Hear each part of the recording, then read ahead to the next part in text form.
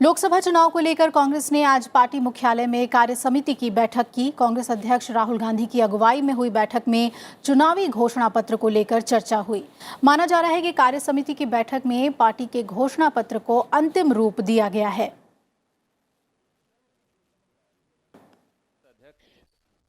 कांग्रेस अध्यक्ष राहुल गांधी ने न्यूनतम आय गारंटी योजना को लेकर बड़ा ऐलान किया है। राहुल गांधी ने कहा है कि कांग्रेस सत्ता में आती है तो देश के 20% सबसे गरीब परिवारों को 72,000 रुपए सालाना देगी।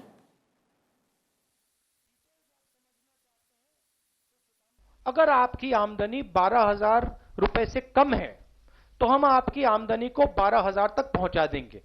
कोई काम बंद नहीं करेगा। जब वो व्यक्ति कंफर्टेबली निकल जाएगा 12,000 से, फिर वो स्कीम उसको so it will stop on its own.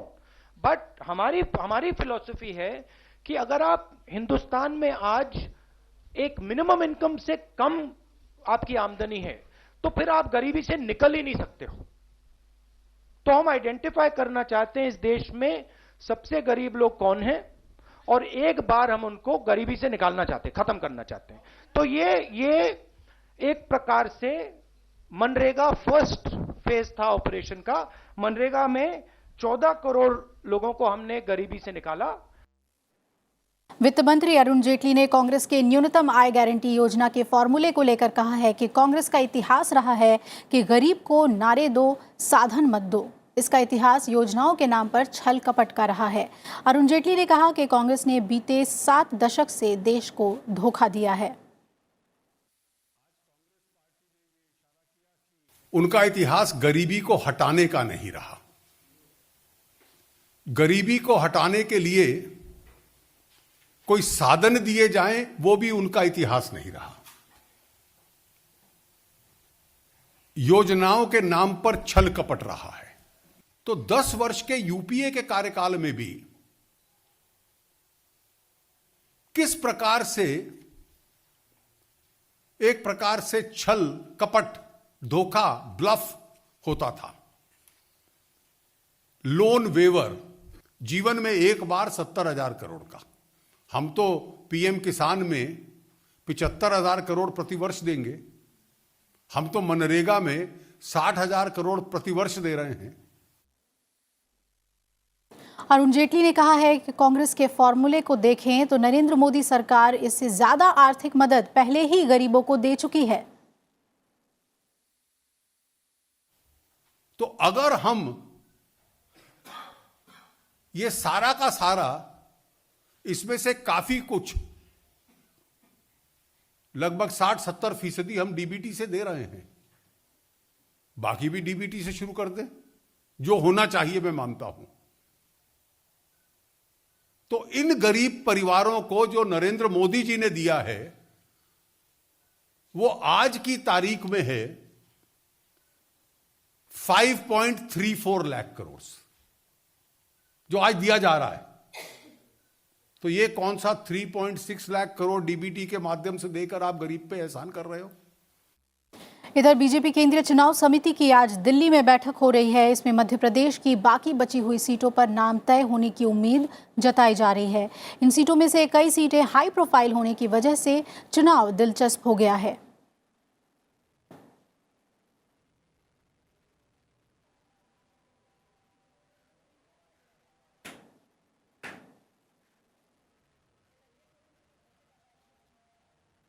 BJP ने पश्चिम बंगाल में भय का वातावरण होने का आरोप लगाया है। बीजेपी प्रवक्ता शहनवाज हुसैन और स्वपन दास गुप्ता ने आज प्रेस कॉन्फ्रेंस कर टीएमसी सरकार पर निशाना साधा।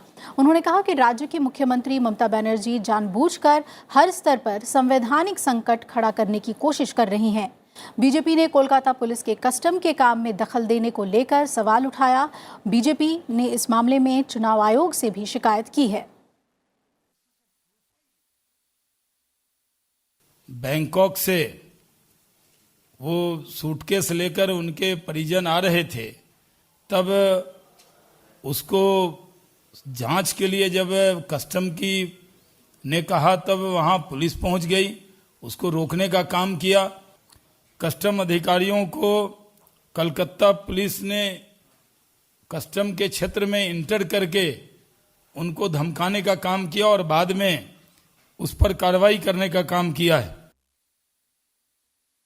कि ये जो पुलिस फोर्स है, local police force, this cannot be trusted upon to be a neutral police force during the time of the election. ये एकदम पूरा पार्टिजन है, ये पूरा 3M TMC को काम कर रहे हैं। बीजेपी के एक प्रतिनिधि मंडल ने आज चुनाव आयोग का दौरा किया और आंध्र प्रदेश और पश्चिम बंगाल में कथित धांधलियों के खिलाफ शिकायत दर्ज कराई।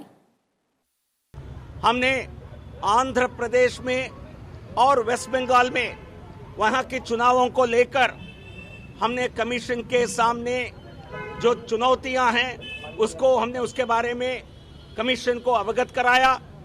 खासकर आंध्र प्रदेश में जिस प्रकार वहां की ruling Telugu Desam party money power के तहत चुनावों को प्रभावित करने की, चुनाव जीतने की जो कोशिश कर रही है, उसको रोकने के लिए हमने आग्रह किया है। लोकसभा चुनाव के 7 चरणों में से पहले चरण के चुनावों के लिए नामांकन दाखिल करने का काम आज पूरा हो गया। नामांकन के आखिरी दिन लगभग सभी प्रमुख पार्टियों के कई बड़े नेताओं ने अपनी अपनी सीट से नामांकन पर्चा दाखिल कर दिया। 3 तस्वीरें हम आपको दिखा रहे हैं। केंद्रीय मंत्री और बीजेपी के उम्मीदवार नितिन गडकरी ने नागपुर लोकसभा सीट से अपना पर्चा आज दाखिल किया। गाजियाबाद सीट से जनरल वीके सिंह ने नामांकन दाखिल कर दिया। तो दूसरी ओर आज सबकी नजरें हेमा मालिनी पर भी रहीं। हेमा मालिनी ने मथुरा से नामांकन दाखिल किया है।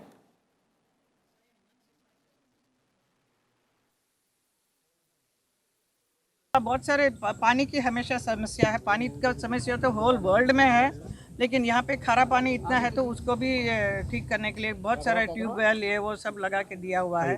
Lights of course is there. शौचालय बहुत सारे बनाए हैं। सबको समझाया कि how they should have their own toilet in their house, all this things. Apart from that, so many beautifying this place, because when you come to Krishna's Nagar, you should see Krishna everywhere. Lok Sabha चुनाव की तैयारियों के बीच Paralympian Deepa Malik और हथीन से इनेलो विधायक रहे Kehar Singh Rawat BJP में शामिल हो गए हैं। हरियाणा के प्रभारी और भाजपा के राष्ट्रीय महासचिव डॉक्टर अनिल जैन और बीजेपी के हरियाणा प्रदेश अध्यक्ष सुभाष बराला ने दोनों को पार्टी में शामिल कराया।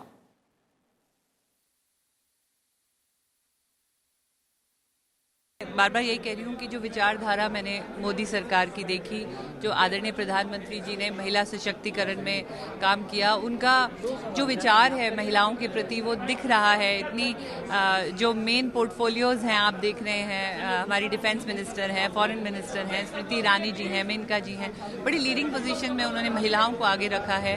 दिव्यांगों के लिए बहुत ज़्यादा कार्य किया है, सुगम्य भारत है, और खेलों की नीतियों में हमें इतना जोर शोर से योगदान दिया है। शायद नीतियां इतनी खूबसूरत बनी हैं, तो मुझे लग रहा है कहीं ये सही विचारधारा है हमारे देश के नेतृत्व के लिए। वहीं कांग्रेस नेता राशिद अल्वी ने अमरोहा लोकसभा सीट से चुनाव लड़ने से इनकार कर दिया है। इसके लिए उन्होंने निजी कारणों का हवाला दिया है। कांग्रेस ने अमरोहा से अब सचिन चौधरी को उम्मीदवार बनाया है।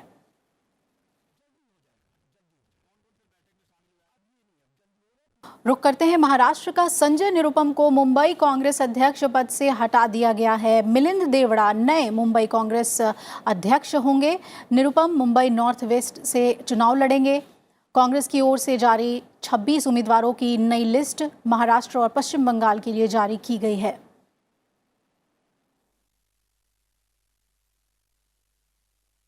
और वही एनसीपी ने लोकसभा चुनाव के लिए अपना घोषणा पत्र जारी कर दिया है। 24 पेज के इस घोषणा पत्र को आओ मिलके देश बनाएं का नाम दिया गया है। घोषणा पत्र में एनसीपी ने लिखा है कि सरकार बनने की स्थिति में 3 तलाक बिल को समाप्त किया जाएगा और पाकिस्तान के साथ आतंकवाद के मुद्दे पर बातचीत की जाएगी।